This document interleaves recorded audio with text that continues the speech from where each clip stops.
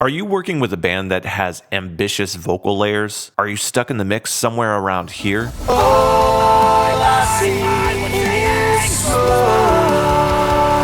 You need to get the backing vocals in check. Hey guys, Joey here, and in today's video, I'm going to show you how to level up your background vocals. One big problem with vocal layers is trying to get a huge wall of sound for the backing vocals, but still having a clear lead vocal. And as an engineer or artist, that's a big puzzle to solve. The key to pulling this off is to keep the backing vocals consistent and out of the way. I'll show you a few of my favorite ways to achieve this, so let's get right into it.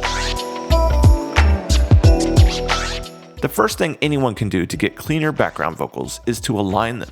The lines should start and end perfectly on time with each other, but not be too close to where it sounds just like one vocal. A little bit of time variance is actually a good thing. The best way to do this is during tracking. Listen to the takes as you record. Do they have a strong start and end? Do they emphasize the same parts of the word? The content of the takes is more important than the timing, since that can just be changed after the fact. Once you've got the takes perfectly performed, use tools like Vocal Line, Cubase's built-in aligner, or just manually cut and move things to adjust the timing. If the backing parts are doing the same thing as the lead, I'll typically align them pretty close to match with the lead so that they become one big vocal take. If the backing vocals are doing something different than the lead, I'll align them to whatever I think is the strongest take. I'm unimpressed from where I stand. I'm unimpressed from where I stand. Okay, great. Now the takes are edited and aligned. The next step is to deal with the stereo field.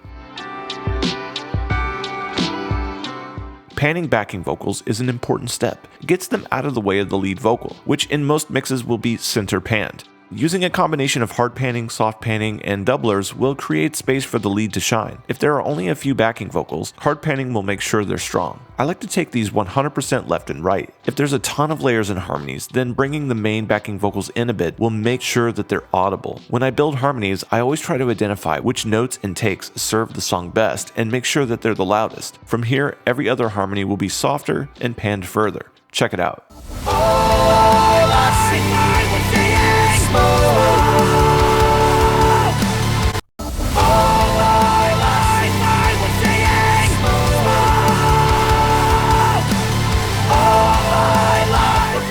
I'm going to come back to stereo processing, but first I need to create a backing vocal bus.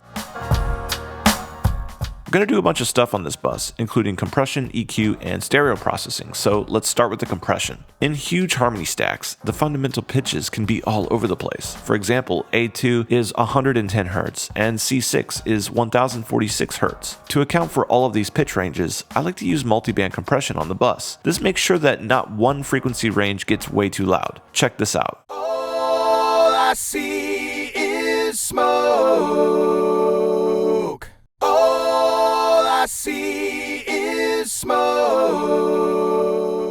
Once the takes are balanced between each other, I usually add a limiter to make sure that the sum of the volume never exceeds a certain level. I'll usually set the limiter so that it just catches the peaks. Now I know that no matter what I do, no matter how many layers get added or how dynamic they are, the bus is never going to go above this level. All I see is smoke. Awesome, now the dynamics are controlled. Let's check out the frequencies. The EQ on backing vocals depends a lot on the goal of the song. Some songs require a really thin and high frequency backing.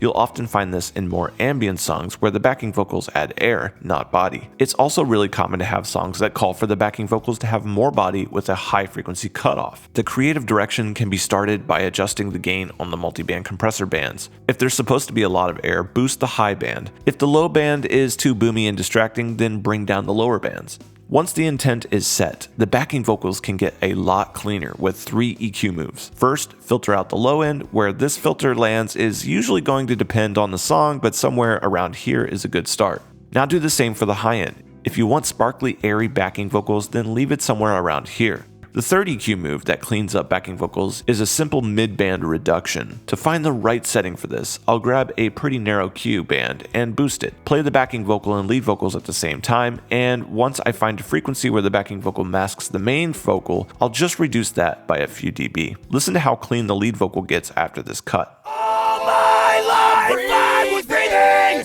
smoke.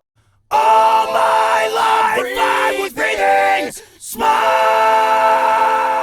Awesome, now the EQ is set. We can get even more separation by adding a stereo field processor. A doubler on subtle settings is a great choice for this. All my life I was saying, all my life I was saying, smoke. Stereo processing is a great way to add a little size and space while also keeping the center of the mix clear. The last step is to add a little bit of modulation and reverb.